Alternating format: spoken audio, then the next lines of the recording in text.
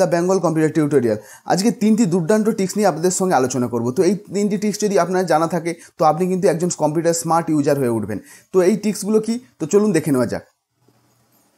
তো আমরা প্রথমে আগে কম্পিউটার কীভাবে টাইমারের মাধ্যমে শাটডাউন করা যায় সেটা আমরা দেখে নেব।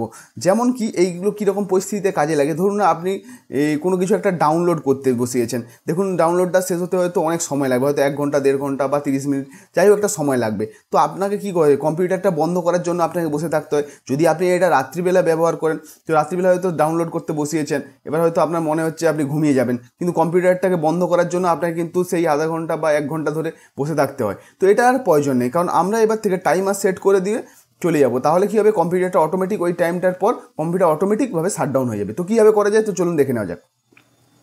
তো প্রথমে আপনারা এই স্টার্ট বাটনের পাশে যে সার্চ বারটা আছে এখানে ক্লিক করবেন, করে এখানে একটা রান কমান্ড লিখবেন, RUN, রান লিখে এন্টার প্রেস করবেন। দেখবেন এখানে রান কমান্ডটা এসে যাবে। তো এরপরে এই দেখুন এখানে একটা ওপেনের পাশে একটা ব্ল্যাঙ্ক বক্স দেখতে পারবেন, এখানে আপনারা একটা কোড লিখবেন, যেটা কিন্তু আপনার ওই অটোমেটিক যে কম্পিউটার শাটডাউন হয়ে যায় তার জন্য কাজে লাগবে। তো কোডটা কি, এখানে লিখবেন শাটডাউন লিখছেন, এরপর একটা স্পেস দিবেন, দিয়ে মাইনাস চিহ্ন দিবেন, দিয়ে এস লিখবেন, তারপর আর একটা স্পেস দিবেন, তারপর আবার মাইনাস চিহ্ন দিয়ে আবার ছোটো টি লিখবেন। ঠিক আছে, যেমন আমি লিখছি এখানে আপনারা সেভাবেই লিখবেন। তারপর আবার একটা স্পেস দিয়ে এবার এখানে আপনাকে টাইমটা দিতে হবে, কিন্তু টাইমটা কিসে দেবেন, সেকেন্ডে আপনাকে দিতে হবে। তো ধরুন না আপনি হয়তো 1 ঘন্টা পরে বন্ধ করতে চাইছেন, তাহলে কী হবে, 3600 সেকেন্ড দিতে হবে। তো এইভাবে আপনি যদি ক্যালকুলেট করতে আপনার কোনো সমস্যা হয় তাহলে এখানে ক্যালকুলেটরটা ওপেন করে নেবেন। ঠিক আছে, ক্যালকুলেটরটা ওপেন করে নেওয়ার পরে দেখবেন বাই ডিফল্ট ক্যালকুলেটর এভাবেই থাকবে। তো এটাকে আমাদের টাইমে কনভার্ট করতে হবে, তার জন্য এখানে দেখবেন 3টে দাগ রয়েছে, এই 3টে যে লাইন রয়েছে এখানে ক্লিক করবেন, করার পরে একবার নিচের দিকে চলে আসবেন, দেখুন এখানে টাইম বলে একটা অপশান রয়েছে। তো টাইম ক্যালকুলেটরটা আমরা ওপেন করে নেব। তো এখান থেকে আপনারা কী করবেন, আওয়ার সিলেক্ট করে নেবেন, আর এখানে বাই ডিফল্ট কিন্তু এই মিনিটসে থাকবে। ঠিক আছে, এখানে এই আওয়ারটা থাকবে আর এখানে কিন্তু মিনিটস থাকবে। তো আমাদের এখানে কাজ হচ্ছে গিয়ে যে ঘন্টা থেকে আমাকে এটাকে সেকেন্ডে পরিণত করতে হবে। তো এর জন্য আপনার এখানে যত ঘন্টা পরে আপনি বন্ধ করতে চাইছেন সেই সংখ্যাটা এখানে লিখবেন। তো ধরুন না আপনি চাইছেন যে হয়তো 40 মিনিট পর বন্ধ করতে চাইছেন, তো ধরুন আপনি এখানে 40 মিনিট পরে বন্ধ করতে চাইছেন। তো আপনি কী করবেন, তখন আপনাকে এই আওয়ার থেকে কী করতে হবে, এটাকে মিনিটসে কনভার্ট করতে হবে। ধরুন এখানে আমি কী লিখবো, 40। তো 40 মিনিট সমান এখানে এটা মিনিটস আছে, এটাকে আপনি কী সেকেন্ড করতে হবে, তাহলে কত, 2400 সেকেন্ড।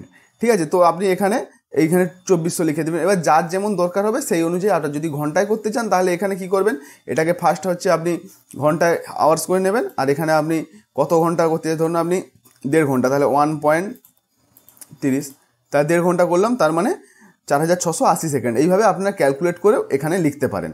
এবার ধরুন না আমি এখানে আপনাদের একটা ফর এক্সাম্পল আমি লিখে দেখাচ্ছি। ঠিক আছে, আপনারা এইভাবে করে বের করে নেবেন। তো আমি এখানে ধরুন না একটা টাইম দিচ্ছি, ধরুন না আমি এখানে দিলাম যে 60 সেকেন্ড, 60 দিয়ে দিই, তাহলে হয়তো আমি 1 মিনিট পরেই বন্ধ করবো, তাহলে আপনাদের কাছে আমরা এটা দেখাতে পারবো যে এটা কাজ করছে কিনা, তাই আমি 60 দিলাম, আপনারা একটু বেশি টাইমেই দিয়ে দিবেন।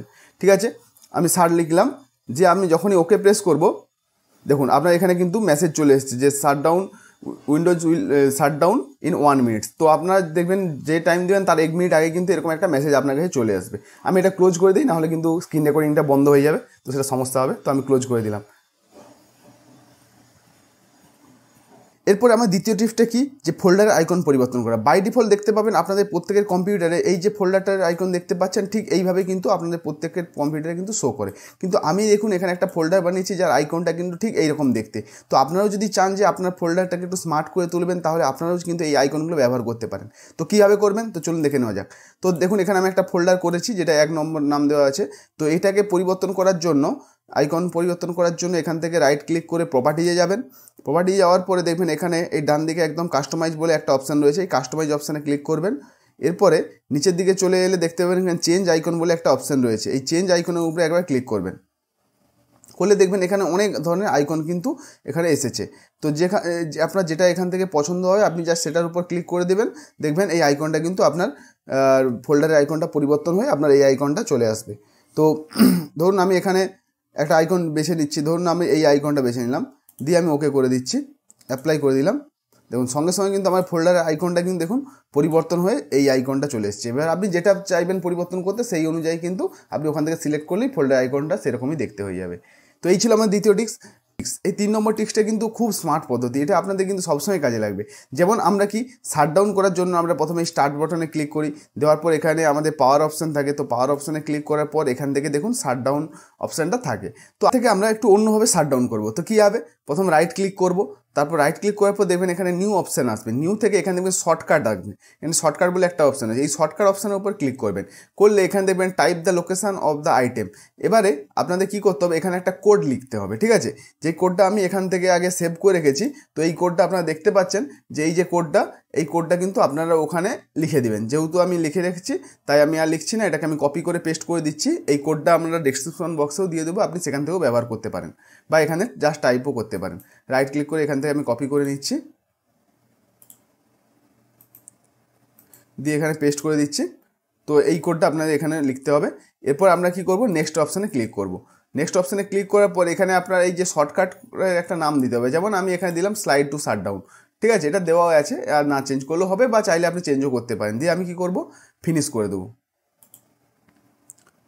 ওকে, তো এবার দেখতে পাচ্ছেন দেখুন আমার এখানে একটা কিন্তু শর্টকাট তৈরি হয়ে গেছে। তো এটা যেটা দেখতে কিন্তু এই রকম দেখাচ্ছে, তো এটাকে আমি একটা স্মার্ট আইকন দেবো এর জন্য। তার জন্য কি করব, আমি একটু আগে দেখিয়েছি যেভাবে, যে রাইট ক্লিক করে আমরা কোথায় যাব, প্রপার্টিজে যাওয়ার পর এখান থেকে কোথায় যাব, দেখুন জেনারেল সেকশনের মধ্যেই দেখুন এখানে রয়েছে চেঞ্জ আইকন, এই অপশানটা একটু আলাদা আছে, জেনারেল থেকেই কিন্তু আপনি এখানে দেখতে পেয়ে যাবেন চেঞ্জ আইকনে ক্লিক করবেন, এখানে আপনি ওকে করে দেবেন।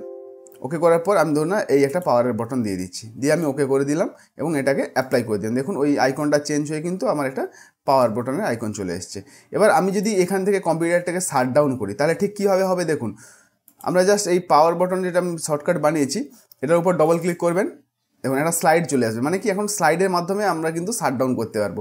এবার আপনি যখনই এই স্লাইডটাকে ক্লিক করে এবং ড্র্যাগ করে একদম নিচে নামিয়ে দেবেন, আপনার কম্পিউটারটা টোটালি শাটডাউন হতে কিন্তু শুরু করবে। তো যেহেতু আমার স্ক্রিন রেকর্ডিং চলছে তো আমি এটা করতে পারছি না, তো আপনি যখনই ওখানে ক্লিক করে টানবেন সঙ্গে সঙ্গে আপনার কিন্তু কম্পিউটারটা শাটডাউন হয়ে যাবে। এটা একটা খুব স্মার্ট পদ্ধতি। তো যদি ভিডিওটি ভালো লাগে থাকে অবশ্যই ভিডিওটিকে লাইক করবেন এবং চ্যানেলটিকে সাবস্ক্রাইব করে রেখে নোটিফিকেশান বেলটি অন করে রাখবেন, তাহলে আমাদের চ্যানেলে যখন কোনো নতুন ভিডিও পাবলিশ করা হবে আপনারা কিন্তু সহজেই দেখতে পাবেন এবং আমাদের চ্যানেল থেকে অনেক কিছু আপনি কিন্তু দিন দিন শিখতে পারবেন এবং আপনি একজন কম্পিউটার স্মার্ট ইউজার হয়ে উঠবেন। ধন্যবাদ।